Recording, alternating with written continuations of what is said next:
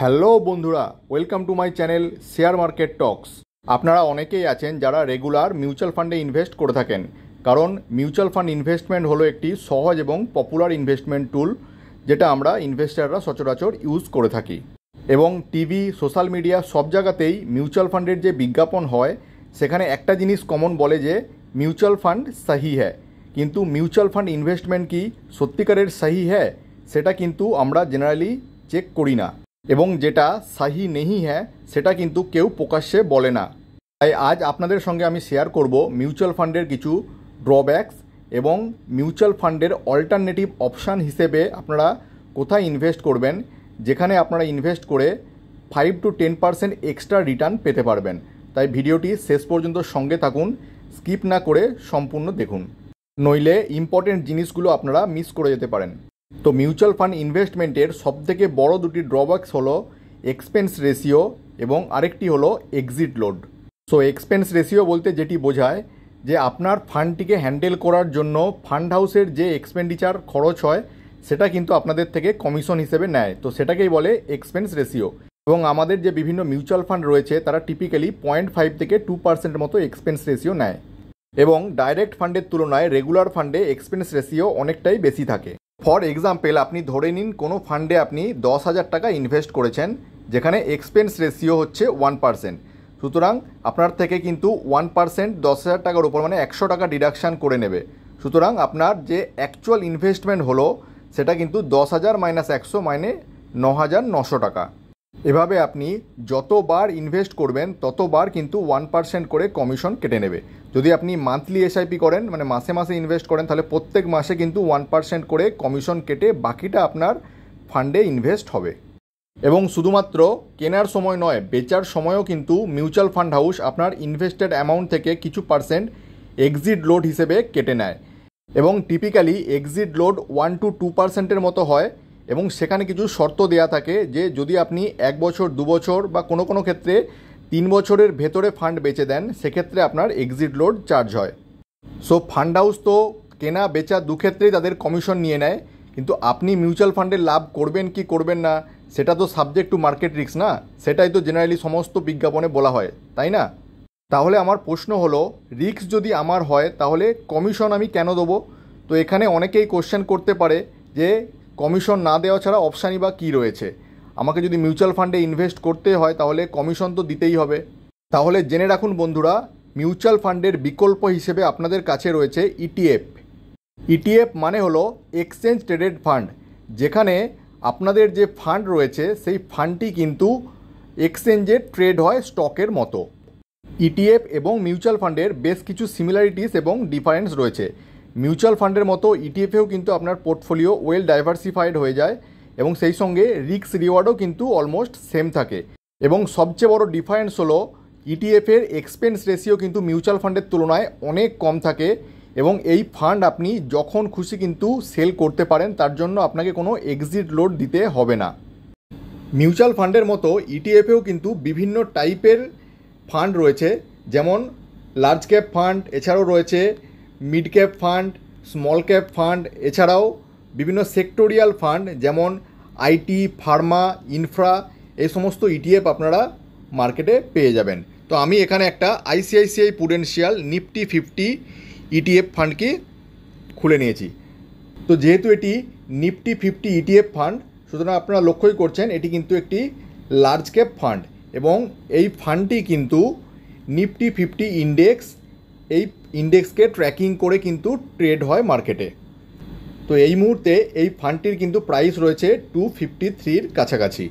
তো এই ফান্ডের আরও ডিটেলস যদি আপনারা চেক করেন তাহলে লক্ষ্য করবেন, দেখুন যে এই ফান্ডের টোটাল সাইজ হচ্ছে প্রায় 14,939 কোটি টাকার মতো, এবং এই ফান্ডের এক্সপেন্স রেশিও দেখুন, আমি বলেছিলাম যে এর ইটিএফের এক্সপেন্স রেশিও খুবই কম থাকে, মানে অনলি 0.03%, যেখানে অন্যান্য ফান্ডে 0.5 থেকে 2% পর্যন্ত এক্সপেন্স রেশিও থাকে, সেখানে ইটিএফের এক্সপেন্স রেশিও দেখুন অনলি 0.03%। তার মানে আপনি যদি কোনো ফান্ডে 10,000 টাকা ইনভেস্ট করেন তাহলে আপনাকে 0.03% এক্সপেন্স রেশিও, তার মানে অনলি কিন্তু 3 টাকা আপনাকে কমিশন দিতে হবে।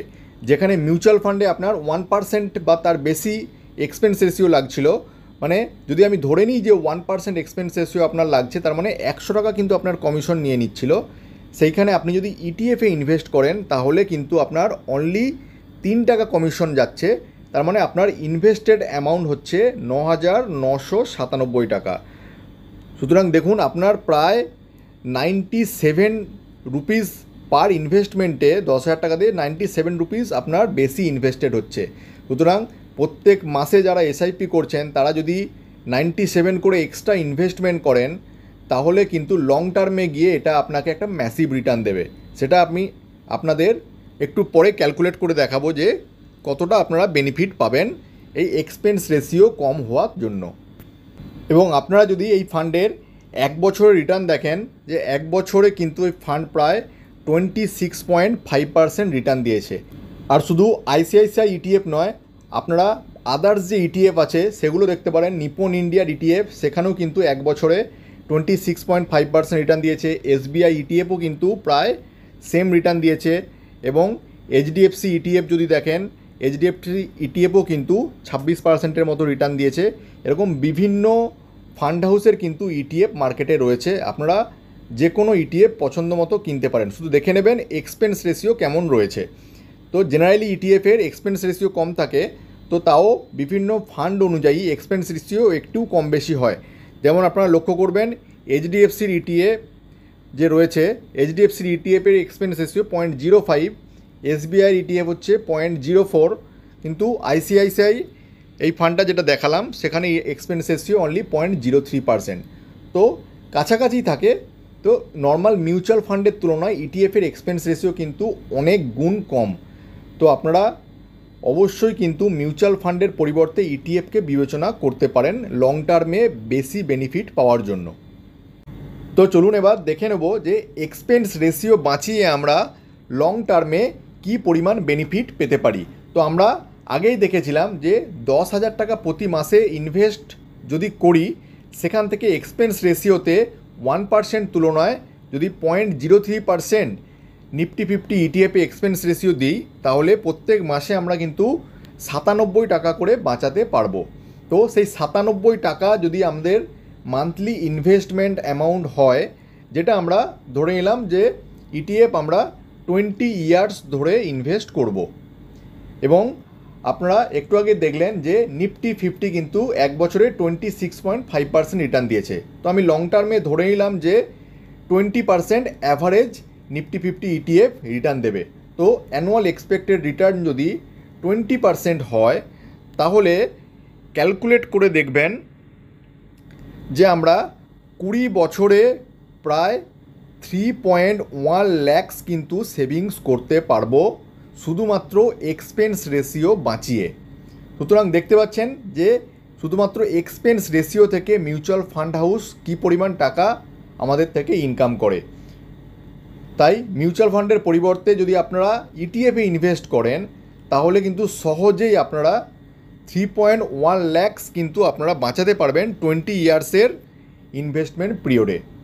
তো এখন মিউচুয়াল ফান্ড এবং ইটিএফের রিটার্ন কম্পেয়ার যদি করা হয়, তাহলে লক্ষ্য করুন যে আমি ICICI Prudential Nifty 50 index plan এই মিউচুয়াল ফান্ডটিকে তুলে নিয়েছি, যেখানে আপনার টাকা ইন্ডিয়ার টপ 50 কোম্পানিতে ইনভেস্ট হবে এমন একটি মিউচুয়াল ফান্ড। তো ICICI Prudential Nifty 50 index plan last 1 বছরে দেখুন প্রায় 24.67% রিটার্ন দিয়েছে। এখন আপনি যদি আইসিআইসিআই প্রুডেন্সিয়াল নিফটি 50 ইটিএফে ইনভেস্ট করতেন, তাহলে দেখুন আপনি 26.65% অ্যানুয়াল রিটার্ন পেতেন।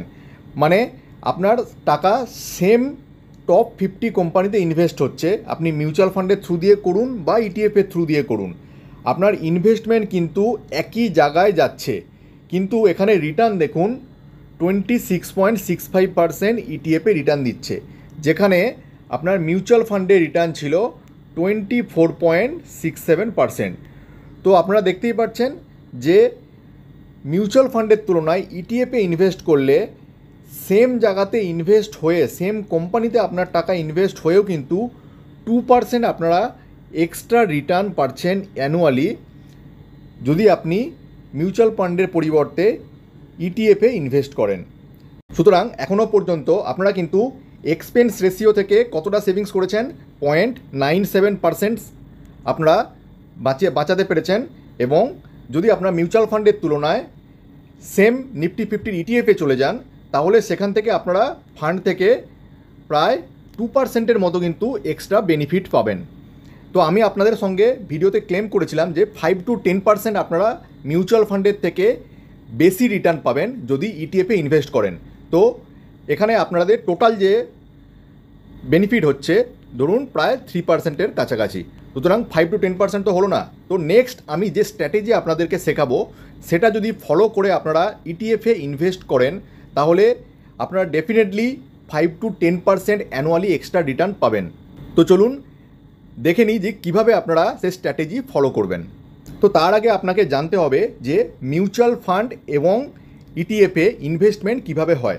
তো মিউচুয়াল ফান্ডে আপনি যখন ইনভেস্টমেন্ট করেন তখন কিন্তু একটা এসআইপি ডেট থাকে। এসআইপি ডেট মিউচুয়াল ফান্ডের ক্ষেত্রে কিন্তু ফিক্সড। ধরুন আপনি কোনো মাসের 7 তারিখে আপনি এসআইপি কাটান, তো প্রত্যেক মাসের কিন্তু 7 তারিখে আপনার এসআইপি ব্যাংক থেকে কেটে নেবে অটোমেটিক্যালি, এবং সেই অনুপাতে আপনার কিন্তু ফান্ড কেনা হয়ে যাবে। তো সেক্ষেত্রে আপনার 7 তারিখে প্রত্যেক মাসে মার্কেট আপ থাক বা ডাউন থাক, তাহলে কিন্তু আপনার যেই অ্যামাউন্টই থাক না কেন, মার্কেট আপ ডাউন যাই হোক না কেন, ফিক্সড আপনার 7 তারিখে কিন্তু মিউচুয়াল ফান্ডের এসআইপি ইনভেস্টমেন্ট হয়ে যাবে। কিন্তু ইটিএফের ক্ষেত্রে ব্যাপারটা আলাদা। ইটিএফে কিন্তু আপনি এরকম ফিক্সড এসআইপি করতে পারবেন না। ইটিএফে যখন আপনি ইনভেস্ট করবেন তখন আপনাকে কিন্তু ডিমেট অ্যাকাউন্ট থেকে ম্যানুয়ালি আপনাকে ইটিএফ কিনতে হবে। আমরা যেরকম স্টক কেনাবেচা করি ম্যানুয়ালি, সেরকম আপনাকে কিন্তু ইটিএফে ম্যানুয়ালি অর্ডার প্লেস করতে হবে। সুতরাং আপনার হাতে একটা অপশান রয়েছে যে ইচ্ছে মতো ডেটে আপনি কিন্তু এসআইপি নিজে থেকে কিনতে পারবেন ইটিএফে। মার্কেট কিন্তু কন্টিনিউয়াসলি আপে যায় না বা কন্টিনিউয়াসলি ডাউন দিকে যায় না। মার্কেট কিন্তু এরকম জিগজ্যাগ ওয়েতে ওপর দিকে এরকম উঠতে থাকে।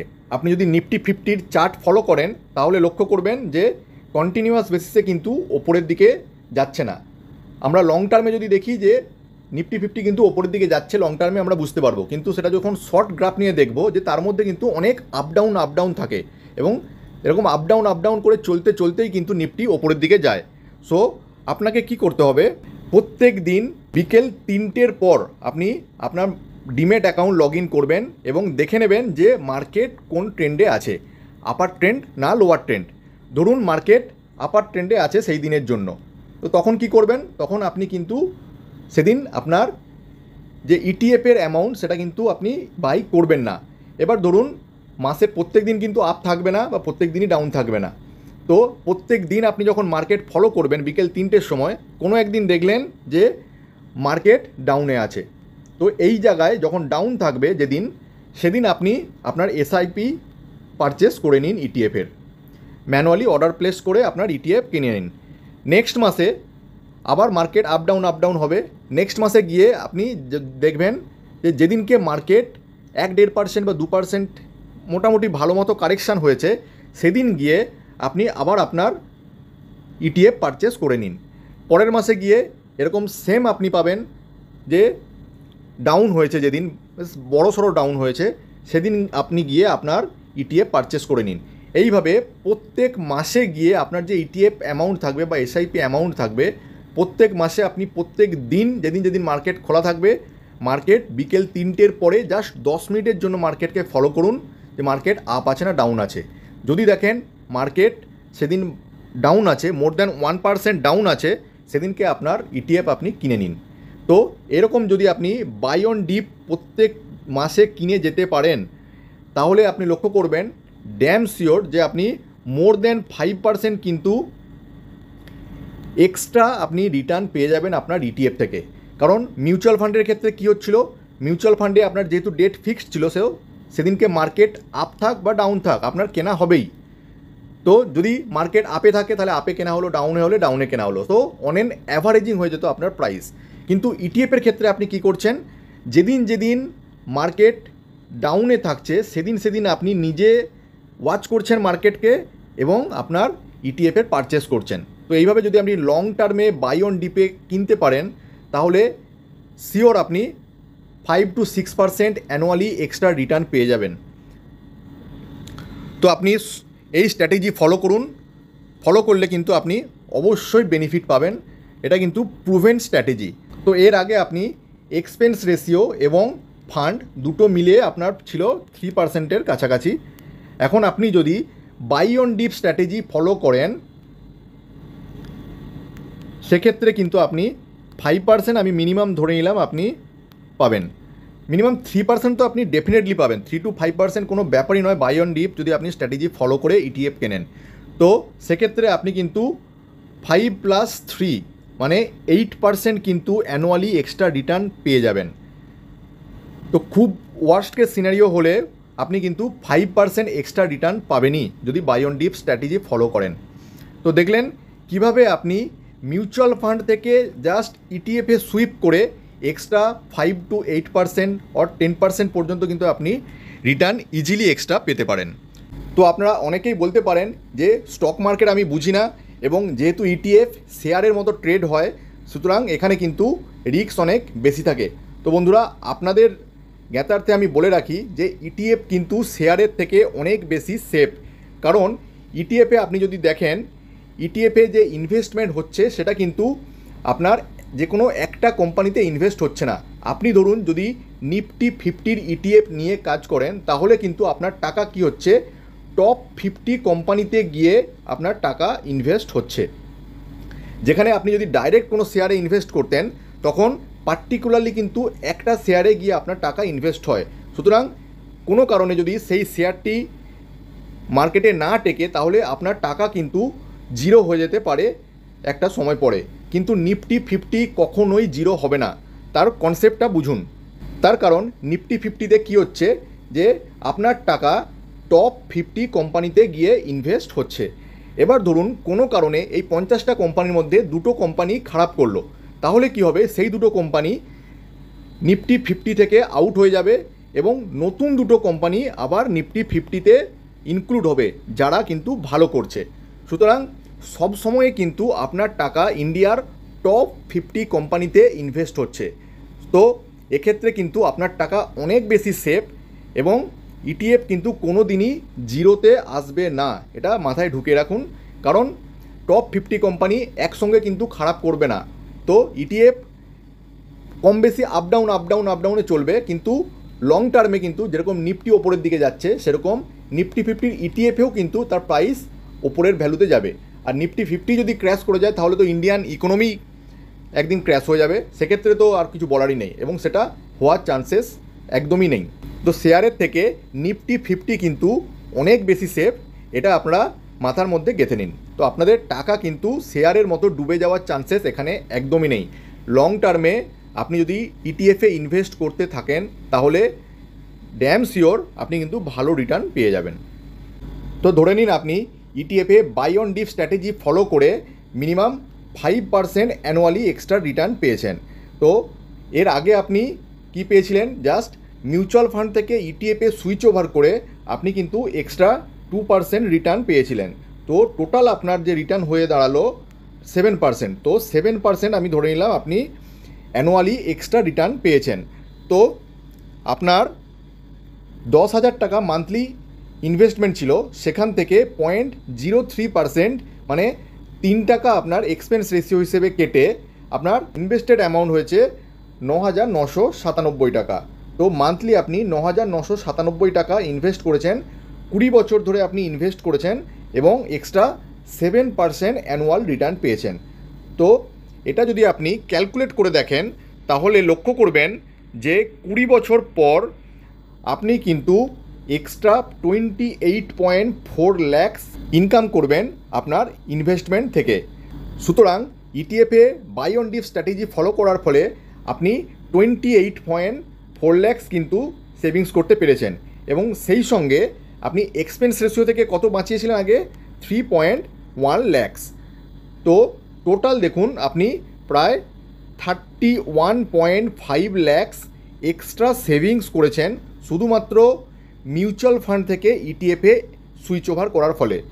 তো দেখলেন কোনো কিছু এক্সট্রা ইনভেস্টমেন্ট না করে শুধুমাত্র আপনার স্ট্র্যাটেজি বদলে জাস্ট মিউচুয়াল ফান্ড থেকে ইটিএফে সুইচ ওভার করে আপনি কিন্তু 20 বছরে 31.5 ল্যাক্সের এক্সট্রা বেনিফিট পেয়ে গেছেন। তো লক্ষ্য করেছেন বন্ধুরা যে কিভাবে মিউচুয়াল ফান্ড কিন্তু আমাদের থেকে আমাদের বেনিফিটটাকে কেটে নেয়।